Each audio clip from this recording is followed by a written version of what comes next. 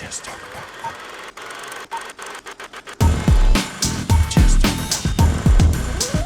know, people have misconceptions about bodybuilders and weightlifters and everything like that. You just mentioned anger, you know, being angry. And I think people have a misconception about bodybuilders a lot of times as being angry or aggressive or whatever. And I say, usually it's all that weight training and all that discipline, it gets the frustration out. It gets the anger out. And bodybuilders I've met, so many of them. Oh, yes, because I don't know if you know that all the pro bodybuilders have bad relationship with their father. Well, like myself, even Schwarzenegger, a lot of people. So we built a physique because it's like a shield to protect ourselves. That's a lot of my anger. But the good thing about bodybuilding, you do express. It's not just about bodybuilding, it's also fitness. You go to the gym, you get a chance to express, because sometimes, say you have a bad day, you have a lot of tension, you go to the gym, you do a good cardio workout, you feel so relieved. Like other people, they resort to drink alcohol. Other people do drugs. They want to escape the pain. They want to escape the depression or the stress.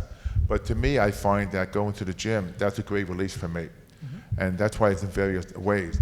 But most bodybuilders, that's why I had an inferiority complex.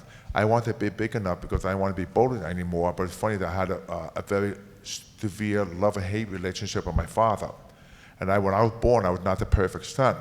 So I was rejected by him. So I had to carry his pain growing up. I got to the point one time I realized that I'm not going to carry his pain, I'm going to do what's best for me. So that changed my whole life, working out, giving myself self-confidence, because some people take the negative road. They can't deal with that, deal with those issues, and they end up resorting to other things like drugs, other things, and if they fall on the wayside. Why don't we open it up, because I know a lot of people have questions. And you, sir? So, playing Hulk for a while, what is like one memory that comes to you most? Memories? One time, it was the second season, we were filming near Venice Beach. I was in the motorhome having a cup of coffee. So I heard a knock on the door. I was in makeup. I said, come in. Knock, knock again. Come in. Anyway, the door opened. A guy comes in with salt, pepper hair, glasses, and a little kid. I looked at him, and he said, my name is Cary Grant, the famous movie star. I'm here with my nephew from England. Could you take a picture? I'm holding a coffee cup like this. I couldn't move. He must have really thought I was really the Hulk. I was so ecstatic just seeing him, so blessed, but I was almost speechless. That's one of my favorite memories, because I knew that the Hulk was so beloved and respected all over the world, but especially Cary Grant coming to my motorhome, that's one of my fondest experience playing the character. I always love hearing stories. I've met other people that have worked with him, and I always love hearing stories about the late Bill Bixby. And, you know, it seems like he was such a great person to work around, not just as an actor, but he was a director as well. And yeah, Bill was a wonderful actor, director, and producer, and he was a pre-law. I decided to give it a shot at acting. And when I worked with him, I never acted before in my life, so I went from like bodybuilding show business. He took me under his wing. I've learned a lot by watching him, you know, reading the script, the lighting, the cues, where to stand, and doing the different scenes. It was like a training program for me. But Bill was wonderful. Most people don't realize he was a licensed magician. And sometimes he performed magic on the set. I find it funny. But Bill had a very fast brain, very witty. And you don't want to be on his bad side. I mean, he's really David Banner in a way. I like that. Sir in the hat.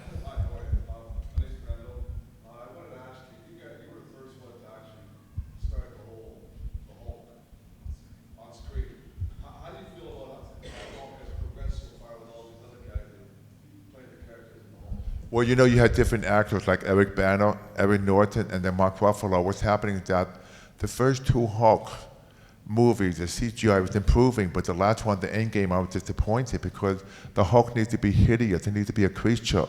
And you see in the Endgame, like Mark Ruffalo, I think it has a lot to do with him in Disney. I didn't like the way it portrayed. It took away that beauty, the quality of the Hulk. That's why a lot of people like the series, because it's CGI. But I think going too much to the extreme with the spaceship, the shooting, the outer space, we need good story, good element, good message about life. Because when you see the series, even like the Twilight Zone, the original Twilight Zone, you learn something for every episode. The CGI, I mean, it's all different because people like it in a way because it's a bigger entertainment on the screen. I agree, but that's the way they think. But anyway, I'm doing my own thing. Yeah, and I think a lot of people maybe don't realize that you're still sometimes playing the Hulk. You've voiced the Hulk several times since the series, including in a couple of the Marvel movies. You did voice the Hulk. Doing voiceover is very hard because when you're doing voice work, like for example, say you and I do the voice, I can't do a scene with you, but you have to be directed to the microphone, so you have to improvise. So when I did the voice for the film, they had me in a dark room. They only told me about the scene. So I had to improvise. I couldn't talk for 2 days afterwards because, to come out with from the inside the chest, the strong bellow, the way the Hulk was, it's a challenge because it's work, but I had to almost yell and talk like the Hulk thinks and feel. And that's why now this new film, the Hulk's having dialogue conversation, I think it's just basically spoiled it. Point. Yes, sir. Hello, I really enjoyed you in the movie The Cage, and I was wondering how it was working with Red Brown in that. It was a lot of fun because this movie I did called Cage, I don't know if you've seen it. It began with I'm in Vietnam and my buddy is the captain. So anyway, I saved him. I was hanging from the helicopter. I was saving him, and I get shot in the head. I become mentally deficient. So these mobsters, they find me. They use me as a human cockfighter in a cage for money. They're going on in Asia, fight to the death. But it was interesting that I went down to spend time with the trauma victim. That motorcycle accident, they're brain deficient. I studied how they behave, how they talk. So I adapted that, brought to the screen. It was a wonderful film because I had to learn how to do martial arts training for 6 weeks. But I don't know if you know that one scene, you remember I was fighting in the cage? I broke my rib. And the next day they had to film me head on. Don't ask me how I filmed that scene because, with a broken rib, I had to max all the pain. It was a challenge because, as a matter of fact, Bruce Lee's son, Brandon, auditioned for it. They said he was too small to go in the cage to fight me, but apparently he passed on. But then I used Shanna Lead, Bruce Lee's daughter, in the second cage film. But it was an interesting film because you see what's going on with this guy. He's being taken advantage of and use him as a human cockfighter because he doesn't realize what he's going on. He trusts his people. It's all about money. It was an interesting film. But Red Brown's a wonderful actor. And he was like brother work on the film. I mean, I have a lot of respect for him. Sorry. One thing I think everyone here appreciates is some people, especially from the 70s and 80s, it's different than it is now. Nowadays you get in a superhero movie and everything blows up and it's incredible. But it seems like in the 70s and the early 80s and everything, people tried to stay away from comic book roles and everything like that. And even when they did it, they then tried to distance themselves after. But you've always embraced Hulk and always embraced Sinbad and Hercules and all the these things you've done. You've embraced it and embraced the fans and genre, and I think that's something that everybody appreciates. Well, like what you're saying, that goes for everybody else. It's all about embracing your passion. If you have a passion in life, embrace it because that's what makes you powerful. But what's interesting, talking about comic books, people laughed at me when I was young reading comic books because people say to my parents, why is your son reading comic books? I mean, does he have an education? All he talks about barbells and dumbbell comic books. They thought something was wrong with me. But I didn't care because I liked it, I enjoyed it. Did you know Stan Lee, many years ago with Stan Lee, when he writing comic books, he told people at different events, like at parties that he wrote comic books, they walked away from him. Because to them they looked like it was shame. Like they laughed at him, but look what it's taken Stan Lee. He became like the icon of the Marvel Universe. And what I'm trying to say is that if I didn't follow my passion, I wouldn't be where I am now because I have so many naysayers say you can't, you can't, you can't. Everything in my life I was told I can't, I've overcome. I love challenges, I love risk. You see, you only live once. If you're passionate about something, don't be afraid to take risks. That's what's interesting because a lot of us have the fear factor inside of us. All we could do is reduce that fear. Most people are afraid of success. But I was able to overcome those hurdles because I like those challenges, which is very important because when you compete with other people, you lose. It's all about competing with yourself and maximizing your own personal power. That's powerful. Absolutely. Yeah. Absolutely. Go ahead, sir. I really loved you on King of Queens. You're playing yourself as the neighbor. Well, I did a movie called The Godson with Roger Dangerfield and Dom DeLuise. The one night the producers on King of Queens were watching the show, they said, why not have Lou come on one episode as a neighbor? So I did the one episode and it became so well received, they gave me a recurring role. But what's interesting about sitcom, you film in front of a live audience and you only have 2 takes. And it's not like doing a film where you could do 5, 10, 15 takes. It's hard. But they approached me, they said, would you want to play yourself? I said, sure, why not? Because everything you see on King and Queen, I go through in real life myself. You know, people knocking on doors, freaking out, they see me, they call me the name Hulk and everything. Then that led to the movie, I Love You, Man. That was another funny movie. So I enjoy doing comedy, but playing the character of myself was hilarious because it's such a wonderful instant gratification for me, especially with those actors like Kevin James, Jerry Stiller, Lee Remini. They're wonderful, iconic actors. So I've learned a lot about comedy. What I liked about you playing yourself on King of Queens is that you played yourself as a gossip. You know, I mean, you were like the neighborhood gossip. Yeah. You know. Yeah. So you know, everyone would have thought you would have played yourself as a tough guy, you know, as a serious character, and you really poked fun at yourself by doing it that way. The nice thing about the King of Queens, they made fun of themselves, like Kevin James being overweight, like almost like the Honeymooners with Jackie Gleason. It was a very imperfect show. Yeah. And that's what made it, because everybody that watched the show relates to it, because none of us perfect, but there's nothing different about it, just the way they play the way it is, and that's why you relate to that. Yeah, I just always remember the scene in King of Queens when it was discovered that Kevin James and his wife were sleeping in separate beds. They had twin beds they had put in the room, and it was just you standing in the door when you went, oh my God. Yeah. And I said, that was just so what people would think is out of character for you, you know, to be the town gossip like that. It's funny because you remember, I don't know if you remember in the 50s and 60s, everybody's young here. On TV, you always see people sleeping in separate beds. Like I Love Lucy, all the family shows, all the couples, they sleep in separate beds with full pajamas. Yeah. Yeah. Two Now beds. I know what I'm looking at when I see the movie. I don't know if you sleep on cat, dogs, animals of the same sex or anything. It's all different today. But it's funny to see, like Leave It to Beaver. You will have a full costume and a bathrobe. Yeah. They get out of bed with the full pajamas, put the bathrobe on. But An ascot. yeah, but that's why the honeymoon with Jack and Gleason was so different. Like getting back to King and Queen, that's what it made it beautiful because they just basically they poke at each other's faults. Oh, totally. And I think we can all agree here. I think it surprised a lot of people, but it was great to see you do comedy. You clearly are enjoying yourself doing it, right? Yes, sir. So you did one of my favorite cameos ever in I Love You, Man, with Jason Sinbad. Just one of the funniest scenes I've ever experienced. Do you ever have times like that in your life where it just being the Hulk is too much for Lou? And yeah, how fun was doing that scene? So the question: do I have time in life to be? Is it ever a little? Is it ever a little too much for you to be the Hulk? Do you ever like, no, I need time to be Lou right now? No, you know why? Because a lot of actors have done TV series and are forgotten. And the Hulk was the blessing. He'll be with me till I pass. I can make 10 Gone with the Wind movies tomorrow. I could play Red Butler, but they want to see the Hulk. They just love the Hulk. It's great. The Hulk is such a beloved show in every nationality in the world. You know what's funny? When I got married, my wife and I, we went to Tahiti for our honeymoon. And I'm sitting in the plane, I said, this is fantastic, we're going to Tahiti. Nobody knows who the Incredible Hulk is. I can have some privacy. So we fly all the way to Hawaii, we change planes, we fly to Tahiti. Then we go to this island called Bora Bora. We take a small boat. As the boat pulling up to the pier, I see this kid standing at the pier holding a Hulk comic book.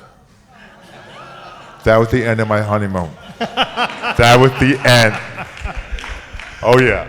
Then I realized how popular the show was because in Tahiti they had movie theaters, they had TVs, and they were playing the Hulk 24/7.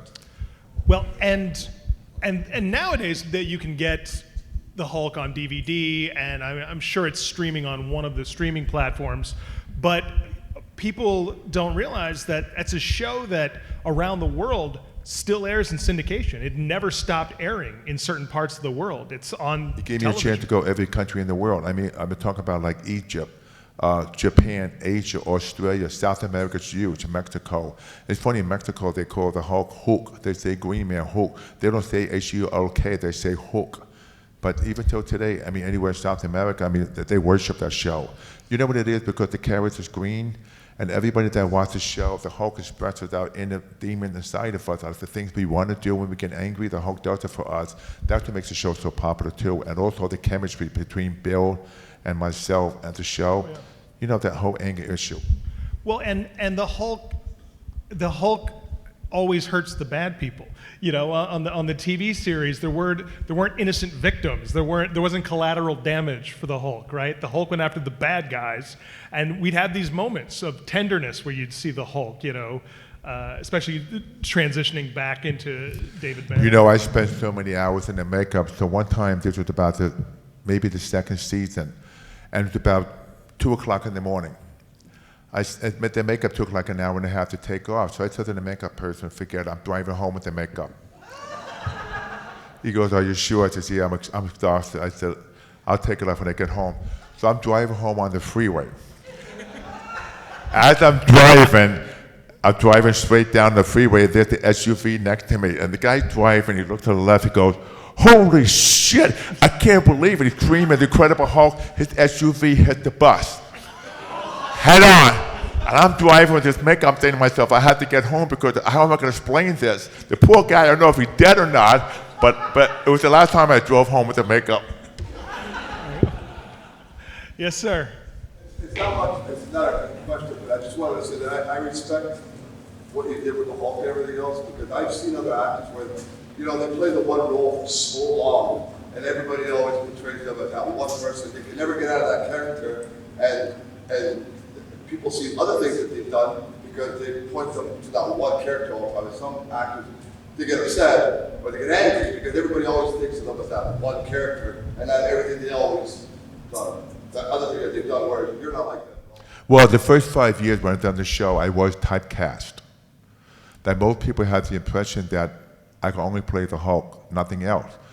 So I ended up doing theater, stage plays, to change people's minds that I can do other things. So since then, I've done 5 TV series, over 40 films, because I made that change. Like you take Adam West, who played Batman. He was definitely typecast because most people didn't want to hire him because they assume he's Batman, like George Reeves when he played Superman.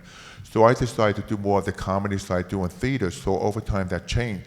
But the 5 years I was filming, it was difficult. You gotta remember at the time when I was filming, we didn't have Sylvester Stallone, we didn't have Schwarzenegger, we didn't have all these big guys with the muscles, It was only when I did Hercules, I was more like the pioneer back then, that Hollywood didn't respect big guys. Like when Stallone came along, and like Arnold came along, and John Connor Van Damme, they gave more room for themselves than just being a perfect actor. So that's why in my time, 5 years, I was typecast. So to break the typecast, I had to change my boundaries that I could show other things I can do. So over time, it had changed, but I was typecast. It was tough because most people had the impression in the beginning that probably the only role I'm going to play, and then probably just fall on the wayside.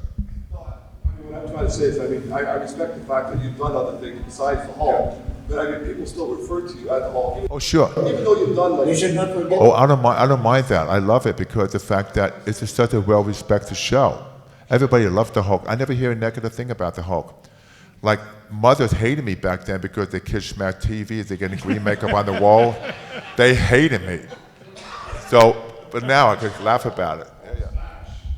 I'm sure when you were a kid, I'm sure you've done some damage in your house watching the show. Over here? Was there someone over here had a question? Questions? Yes, sir. We're with Sergio Oliva, which is 2 of you are the iconic people who can do muscular pose. Do you have any stories about him? Sergio Oliva. Sergio Oliva? Yeah, because you both have the greatest, most muscular that is. He's talking about a bodybuilder named Sergio Oliva. This guy was born in Cuba. He migrated to the United States. He was on the Olympic team, so he escaped because Cuba back then, because of communism. But Oliva was about maybe 5'7", 5'8", but no one had a bone structure like him. This is the only bodybuilder. He put his arms over his head, and they come down to a most muscular. It sent a chill up your spine because he was probably the most freakiest bodybuilder I've ever seen, and he's very strong too. But unfortunately, he passed on. But he was the second person to win the Mr. Olympia competition. But he was like ahead of his time. This guy was, if he walked around like in a shirt, a short sleeve shirt, you couldn't take your eyes off him because he was such a unique person. He had maybe like a 29-inch waist, almost like a 50-inch chest and 22-inch arm. Oh yeah, interesting. Yeah, it's so funny how far we've come as far as fitness goes and how it's seen. You know, if you look back to Pumping Iron, this small niche, right? And that was that documentary was about, like, look at these people picking up heavy things and putting them down again, and look how big they get. And everyone went, wow. And now, I mean, there's numerous magazines, there's all these documentaries and movies. You know, average movie stars who were 170 pounds 20 years ago are now huge and athletic, right? And it's, and more, we understand fitness. Like the average person understands fitness in a way now that 30 years ago only a select few because did. Pumping Iron, I mean, before it was viewed to the public, it was more like a freak sport, bodybuilding. Did you know first prize was $750? All year, $750 to Really? win the Mr. Olympia. And we flew to South Africa because Arnold and I at the time, we were considered like freak. Yeah. Because we were big. I mean, no one looked like us. I mean, I would go to a disco to try and pick up a girl. And people were intimidated by my size back then because back then they were like 275. Nobody's ever seen in the discotheque guys with 20-inch arm, 22-inch arm. So it was a challenge for me. But now, like you said, it's so different because any big bodybuilder, people know what bodybuilders are. But now because we have the yuppies, because we have so many different gyms, men, women, kids working out, it's fantastic because in my time it was only a male thing. You never see a woman in the gym. And it's amazing how it changed over the course of over 40 years. And the access to things, like when you started out, you had to use things around the house, you know, things that you made yourself. And, you know, people can use body weight or whatever, but I mean, you did It's it. a good question because when I was a kid, I couldn't afford weights. Yeah. So you know what I did? I would go to the junkyard, I would get these cement pails, maybe a hardware store. I would fill with cement, I put a broomstick into the cement hard and I make myself my own barbells. I couldn't afford weights. I tried to do push-up, I tried to chin up, use chairs, any way to do different exercises. My friend down the street had weights. And I felt it was like such a wonderful gift for me just to go down the basement, just to touch the weight, to work out, because I said, I wish I could have these weights like them because they had money at the time. But later on, I ended up building the best home gym in the country because I want to have the best of the best. But when you're passionate about something like I was, you do anything you can to achieve those workouts, like working out with cement barbells, even though it was uncomfortable, but I just loved the feeling of working out because at the time, that was my antidote of feeling good about myself. Absolutely. Did you have your hand up? Is that when you started chasing your dream to become Mr. Olympia? He said, is that when you started chasing your dream to be Mr. Olympia? It began when I won the Miss Universe competition. Because when I was 19, I won the Teenage America, and then I ended up coming runner-up Mr. America. But then when I won Mr. America, the judges said I'm 2 years away from winning the universe because I needed more maturity, more refinement. But first prize was to compete in Geneva, Switzerland for the Mr. Universe. I trained 6 weeks, day and night. I trained harder than anybody on that planet. I dieted so hard. I won the competition unanimous, hands down. And when I won the universe and I realized that I want to be Mr. Olympia, I want to be the best in the world. I went straight from a kid that was 18, 19, skinny, at 21, 22 to win Mr. America because to me that was my dream. You know, you all have dreams to follow your dreams. So you all have a vision. That was my vision, nothing's going to stop me because it's funny, it's got to come inside of you. When you have that vision, you go after it, anybody can do it if you put your mind to it. So to me, that was my dream to be Mr. Olympia. But I was sidetracked because after I did Pumping Iron, I was slated to win the Mr. Olympia a year later, but then the Hulk came along. And I didn't want to pass up the Hulk because I could have won the Mr. Olympia maybe 3 or 4 times. But then I made the decision when I was doing the series of the film, 17 years later, I woke up one morning and said, I had to compete again. I never had the chance to be the best shape of my life. So I came back to competition at 330 pounds with 3% body fat with 2 years of training for my own self-satisfaction. If I haven't done it, I would have been very unsatisfied today. So there's no limit, there's no age factor, it's all mental, everything's here. Okay, we only have a few more minutes, so if you guys have questions, you know, don't be shy. We'll get to them. Yeah, So having done movies, TV, voiceovers, is there anything else that you want to do? Is there anything left you want to do, having done so much TV, film, and other things? I'd like to go back and do another TV series, sitcom. I just enjoy sitcom. For all the films I've done, see, it's different today because there's so many different films. Because what I want to do now more than anything, my daughter and I, she's very big into fitness. She has a great website called Ferrignofit.com. So her and I want to do a father and daughter about mental health, about lifestyle, changing people's lifestyles. So we're talking to different networks. So we'll be going down that direction. Because I like to do something different than just comedy, stuff like that. But I enjoy the TV series because it gives me a chance to be home. When you do feature films, you have to travel. You're dealing with different weather conditions. Like, for example, the last two films, it was in England. I filmed in England. I'm filming like 3 or 4 in the morning, and the temperature is like 27 degrees. Like, I did a comedy of Game of Thrones called Purge of Kingdoms, so we're filming inside the castle. And then we couldn't have beds to sleep in. Sometimes you have to adhere to those different situations, make the best out of it. It's tough. Sir? Jude, watching your cameo that you did as a security guard with Stan Lee, did you get to work with him often, and what was it like? Well, Stan appeared on 2 of my episodes. And when I was a kid, I used to read the whole comic books. I remember the bottom said, written by Stan Lee. I thought it was some guy, a ghostwriter, but they said one time I was filming the 2nd season, they said the guy on the set wanted to meet you, his name was Stan Lee. I thought it was a joke, but it was actual Stan Lee. So he became my mentor, became good friend, and he appeared a couple of times on the show. And I told Stan, if it wasn't for you, I would be where I am today. This is before bodybuilding, before anything. You guys wouldn't be here today. The convention won't be here today. It all started with him. People laughed at him, but he created these different characters. And I said to him, who was your favorite character? He said, Spider-Man. I said, come on, Stan. Why did you create the Hulk? And then he nodded his head, he goes, I love the Hulk.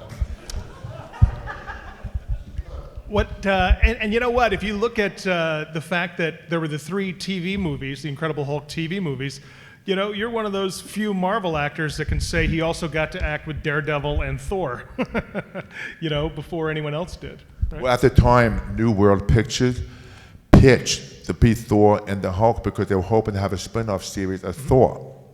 Then we did Daredevil. It didn't happen, but I thought the episode me and Thor was great because it was another comic character. But if it was today, I probably definitely got made. But you know what's funny? My son, Lou Ferrigno, he's filming 3 TV series. He's doing 911 SWAT Team, and he's filming a new DC series called Stargirl. He's playing a scientist. But it's funny how funny runs in the family. But it's the fact that if it was today compared to back then, it would be probably more of a series today, like Thor, like Spider-Man, because at the time when I began the Hulk series, the pilot, Spider-Man, Captain America failed as a TV series, and my show was like the pioneer. But now, because more people want to see more characters, that's why if you see the Adventures, you see like even Spider-Man, they keep mixing other heroes in the film, which is great because it's all about superheroes. Every one of us wants to feel like a superhero. That's why we make that connection with the film. I think it's funny that I've just lost my train of thought. One last question. Sorry, go ahead. Oh, sorry, then we'll get to you. Go ahead. See, it's funny that I think that, you know, you and all those other older Marvel shows, a lot of the people don't really know who acted in those Captain America shows and Spider-Man shows, but you were one actor that a lot of people remember, and you know, you're like the pioneer that started this. Well, I was very nervous because when I did the pilot of the Hulk, I gave up the competition. And I'm looking in the mirror, all this makeup. This is before the show went on the air. It was a big gamble. And I said to myself, if this doesn't work, I don't know what I'm going to do because basically I spent a whole year training for competition. And I put that aside and also sacrificed on my salary, you know, competing with the bodybuilder. But all that changed because I remember Red Brown, he played Captain America, but didn't go off very well because people back then, but the Hulk was so unique. When the pilot came out, it changed everybody's mind because every one of us, like I said before, loved that character, and that was like the pioneer, and it became like an explosion. But at the time going through it, in my mind, I kept saying to myself every day, what if, what if? So I just kept focusing and kept being the best I can be, and then hope for the best. So the rest is history. Hey, thank you all for coming.